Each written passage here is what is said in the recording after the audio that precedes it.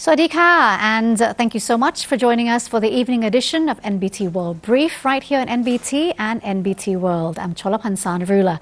Foreign Minister Sihasak Puangketkaew has reaffirmed Thailand's commitment to resolving Thai-Cambodian border tensions through peaceful means. He stated that 4 non-negotiable conditions must be met by Cambodia before any peace agreement can be signed.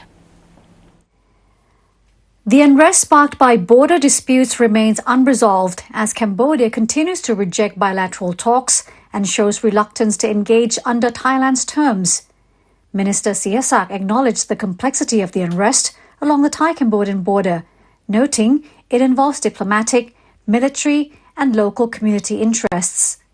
The Foreign Affairs Minister emphasized that Thailand will continue to pursue a non-violent resolution and has improved internal coordination to present a unified, peaceful message to the international community.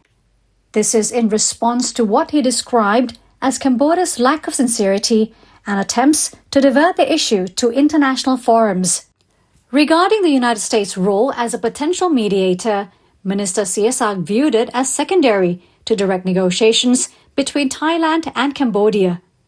Thailand's 4 conditions for a peace agreement include the withdrawal of heavy weapons, joint mine clearance, cooperation against transnational crime, and resolving border encroachment. A 4-party meeting involving Thailand, Cambodia, Malaysia, and the United States is planned during the ASEAN Summit in Malaysia on October 26, with the aim of initiating formal agreements. However, Thailand remains uncertain if Cambodia will accept the proposed terms. A preliminary secretariat meeting of the General Border Committee is scheduled for October 20th to prepare for subsequent talks between the defense minister of both nations, aiming to make progress on the 4 conditions. Thailand has also called for local-level cooperation to peacefully resolve specific sovereignty disputes, such as in the Ban Nong Chan area and Ban Nong Ya Kaew, stressing the importance of avoiding violence. Regarding the release of 18 Cambodian soldiers who are being detained in Thailand, the minister clarified that this is intended as a trust-building measure. He refuted reports that the release would be unconditional, reiterating that Cambodia must first respond to Thailand's 4 conditions. Prime Minister Anutin Charnvirakul chaired his first meeting of the Internal Security Operations Command or ISOC board for fiscal year 2026, outlining a proactive approach to addressing evolving security threats. The meeting focused on personnel planning and operational strategies, especially for ISOC Region 4, which oversees the southern border provinces. The Prime Minister stressed the importance of coordinated and efficient implementation of security operations in the south. He urged all sectors to carefully consider and approve strategic plans to ensure effective outcomes aligned with national goals. Following the meeting, ISOC spokesperson Major General Thamanoon Maisun announced key resolutions, including the approval of the 2025 to 2027 Southern Peacebuilding Action Plan. The plan aims to integrate efforts across all sectors in the region, covering security, development, and public engagement. The meeting also endorsed a security operations framework in areas under the Internal Security Act, reflecting improved conditions in the southern region. Moreover, a proposal to adjust ISOC Region 4 Special Task Force structure was approved to better align manpower with current challenges.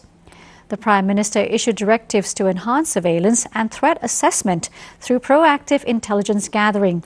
He highlighted the need to address emerging security risks such as drug trafficking, terrorism, and online scams.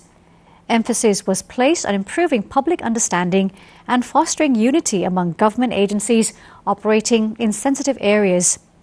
The meeting marked a significant step in reinforcing Thailand's internal security strategy and underlined the government's commitment to maintaining peace and stability through forward-looking and integrated measures.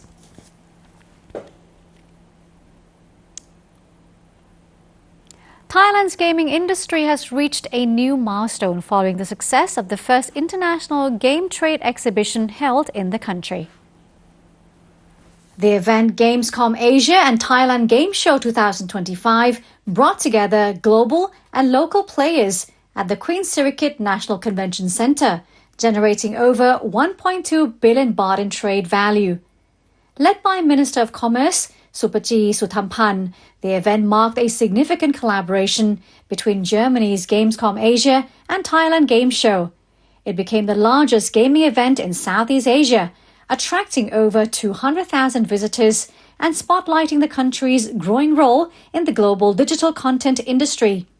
The exhibition provided a platform for 30 Thai game developers to meet with over 530 international investors. Business negotiations held during the event are expected to lead to substantial long-term economic returns, with immediate purchases exceeding 4 million baht and a projected one-year trade value of over 220 million baht. The event also emphasized Thailand's cultural identity through creative storytelling in games, reinforcing the nation's soft power. The Ministry of Commerce continues to support this high-potential sector, aiming to position Thai digital content on the global stage and drive sustainable growth within the creative economy. French authorities are hunting for 4 thieves who carried out a brazen heist at the Louvre Museum on Sunday, stealing 8 priceless historical jewelry pieces from the Apollo Gallery. Paris's chief prosecutor, Laure Becot, described the suspects as a strike team who wore masks during the robbery. The gang used a truck equipped with an extendable power ladder to break through a window and gain access to the gallery, which houses France's crown jewels. Inside, they used angle grinders to cut into glass display cases, threatening museum guards with the tools. The thieves then escaped on high-powered scooters.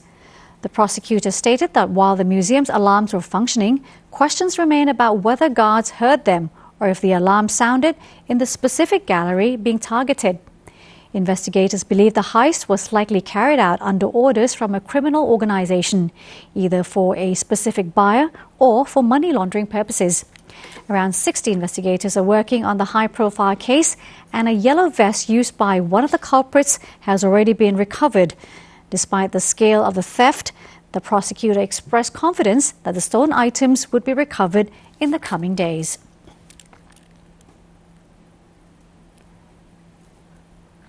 Israel resumed airstrikes on the Gaza Strip on Sunday, accusing Hamas of breaching a ceasefire agreement and a hostage release deal brokered last week. The Israeli Defense Forces, or the IDF, launched a series of strikes in response to what they called a blatant violation of the truce. According to the IDF, the strikes targeted Hamas terror sites in southern Gaza. The ceasefire agreement, which came into effect after intense fighting, required Hamas and its allies to release all hostages taken during the October 7, 2023 attack. While Hamas has released all 20 surviving hostages, they returned only 12 bodies of the 28 dead hostages, blaming difficulties in recovering from the rubble. Israel also accuses Hamas of attacking its forces stationed in agreed-upon areas of the Gaza Strip, a claim the militant group denies. On Sunday morning, the IDF responded to at least 3 separate attacks on its troops, including rocket-propelled grenades fired at soldiers in Rafah and an alleged crossing of the Yellow Line into Israeli control areas in Beit Lahia. Hamas rejected the accusations, claiming they were complying with the truce and accusing Israel of fabricating excuses to resume hostilities. Palestinian witnesses reported clashes between Hamas and a local gang backed by Israel in Rafah. Following the airstrikes, Israeli Prime Minister Benjamin Netanyahu called for strong action against Hamas targets in Gaza. And that wraps up our evening edition of NBT World Brief, but do stay updated with the latest developments right here on NBT and also NBT World. Now for more stories, simply scan the QR code on your screen to access our full coverage across all media platforms. I'm Cholapan Sanarula. Bye bye now. Sawasdee ka.